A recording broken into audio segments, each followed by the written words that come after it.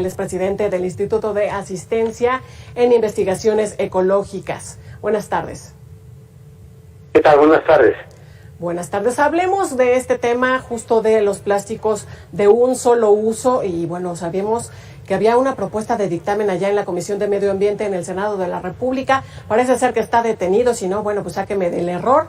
Parece ser que no ha sido todavía aprobado este tema para modificar la Ley General de Residuos en el tema de los plásticos de un solo uso. Pero bueno, diversos organizaciones han criticado esta iniciativa al señalar pues que no genera responsabilidades sobre los diversos productores y bueno, el sector empresarial va y todos estos rubros que venden productos pues de un solo uso. Efectivamente está detenida, pero también porque está mal concebida.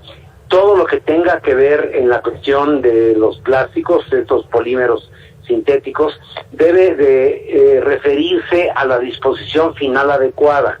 Cuando uno compra una galleta, un envase de leche, un alimento, un refresco, etcétera, no solamente está comprando el producto, sino también el envase. Entonces, aquí lo que hace falta es el compromiso de nosotros para evitar que eso llegue al medio ambiente. Pero tenemos que considerar que dentro de esta realidad en la que estamos, existen avances tecnológicos muy importantes que están siendo ignorados por la ley. Por ejemplo, la tecnología oxobiodegradable que permite que los polímeros plásticos en condiciones de humedad adecuada y de presencia de microorganismos, se oxodegrada y luego se biodegrada. O sea, todo lo que son las botellas de plástico, las bolsas de plástico, etcétera, pueden biodegradarse adecuadamente con estos aditivos. Es un avance tecnológico muy importante. Lo que tenemos que evitar son estas disposiciones prohibitivas que suenan atractivas, pero que al final de cuentas no resuelven nada, como decir, un México libre de plásticos, ¿no? La Ciudad de México libre de plásticos. Eso es una burrada. Si consideramos que los plásticos son parte integrante de nuestra vida actual y que nos dan y nos proporcionan bienestar, pues lo que tenemos que hacer es un manejo adecuado de la disposición final, no la prohibición, sino el apoyar tecnología avanzada, por ejemplo, termovalorización de los residuos, por ejemplo, el aditivo que es oxobiodegradable. Esas son las soluciones que nos van a llevar a un buen manejo de estos residuos plásticos.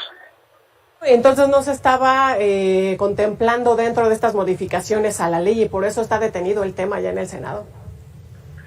Sí, porque a final de cuentas, pues evidentemente la verdad científica contradice a la ley. Te voy a dar un ejemplo muy concreto.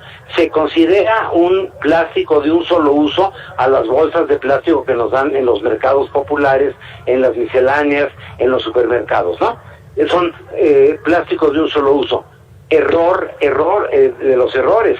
La bolsa de plástico la usamos todos los ciudadanos, ¿a poco no?, para transportar lo que compramos a la casa y luego guardamos la bolsa para depositar ahí los residuos, hacerle un nudo y depositarlas y entregarlas al carro de la basura. Por lo cual quiere decir que no son de un solo uso, sino de dos usos. Eso ya invalida la ley automáticamente desde el punto de vista jurídico.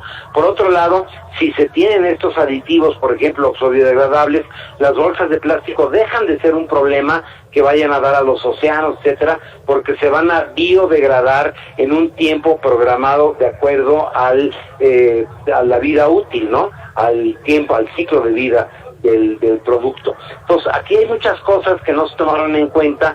Yo creo que por eso se quedó detenida y esperamos que prive la racionalidad y el conocimiento científico para emitir las normas y las leyes que nos permitan manejar adecuadamente los residuos plásticos, no satanizarlos, porque es una tontería.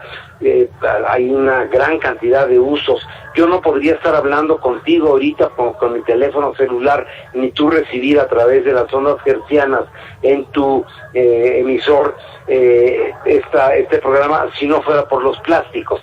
Así hay un sinnúmero, ¿no?, de aplicaciones. Los plásticos son un grado de libertad del ser humano. Lo importante es que aprendamos a manejarlos adecuadamente. ¿Qué tendría que agregársele a estas modificaciones a la ley, bueno, para que pudiera ya ser, pues que nos funcione, vaya?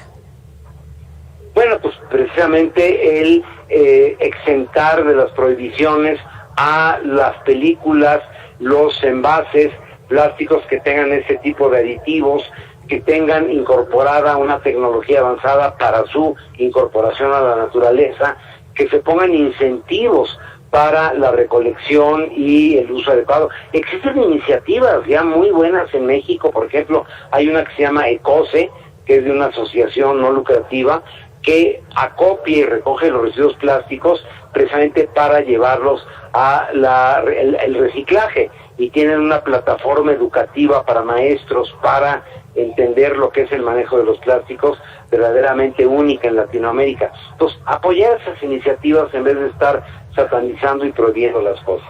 Aquí en Ciudad de México, ¿cómo ha funcionado? Porque parece ser que ya entra en vigor, ¿no? La operación vaya de esta ley de los plásticos, bueno, prohibición de plásticos, pero parece ser que no está funcionando. Ahí argumentaban las autoridades, pues, que la pandemia y un tema de desinformación. ¿Qué es lo que sabemos?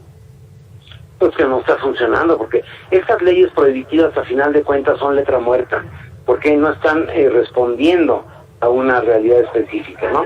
En la Ciudad de México, por ejemplo, con la cuestión de la pandemia, se incrementó muchísimo el uso de plásticos, como en los tapabocas, en las batas, en los guantes, en las cofias, en las sábanas de las camas de digamos, cuidado intensivo por el COVID, etcétera, ¿no? Y entonces, al no tener la disposición y la obligación de tener esos aditivos, pues se incrementa mucho el consumo de los plásticos. No vamos a matar a la gente por prohibir los plásticos, ¿no? Entonces, ahí es donde se evidenció la contradicción que existe en la ley actual. Y bueno, vemos mucha indiferencia por parte de la sociedad en estos temas que tienen que ver con tratamiento de basura y, bueno, de residuos. ¿Cómo poder hacer entender a la gente, cómo llevar esto de generar la llamada economía circular, esto de reducir, reutilizar, reciclar, rediseñar y repensar? ¿Cómo poder entender esta parte?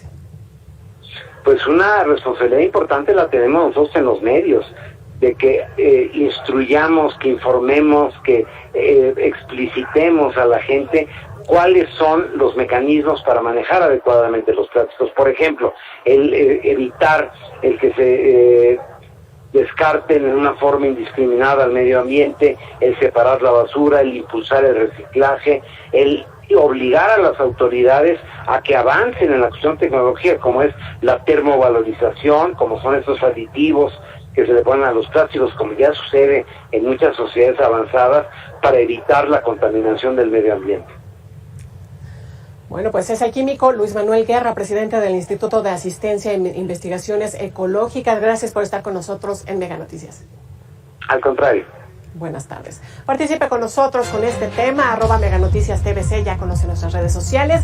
¿Usted qué hace? Pues para evitar generar tanta basura diariamente, porque bueno, prácticamente nosotros nos estamos afectando. Vaya, nosotros solos. Vamos a hacer una pausa y regresamos.